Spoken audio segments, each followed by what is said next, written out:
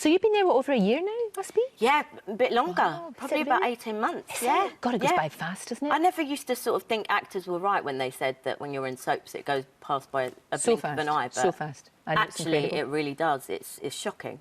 Now, you know when you went for the audition, were they looking for somebody specifically with a disability, or was it just... Not No, at all, they weren't? no. Well, So I've known Julia Crampsey, who's casts EastEnders for quite a few years. Okay. So she said she got the breakdown for the character. I'd met her for other parts on EastEnders over the years, but it was never quite right. But this part, she said the breakdown landed on her desk and said, "Gobby, market stall trader, little bit feisty," and she went, "And I thought of you." And I was like, "Thanks, I don't know whether that's a compliment or not." No, but that's okay, so that's how it came about. But it wasn't so... And that's brilliant then. And then they got me in for an audition and it was a perfect fit. And then that was it, yeah. It just worked really, really well. Because I remember you a long, long time ago, Grange Hill was the start of it, I guess. Was that the start of it then? Yeah, definitely. But I think what's really good about you is over the years you've actually turned down quite a few roles because you know what you want to do. Yeah. You know, there's been roles that you've thought, nah, I'm not going to bother with that.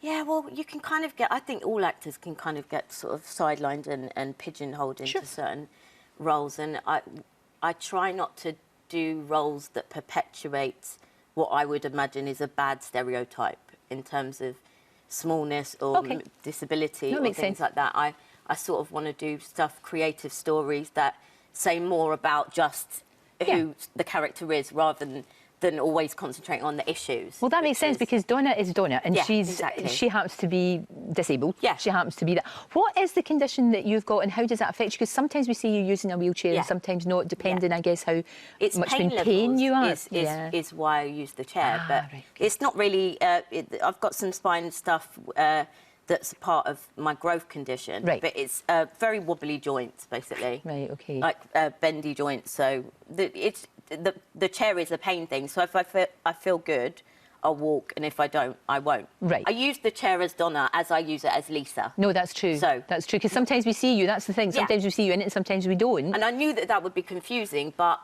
that's my life, and I think it's a good thing to...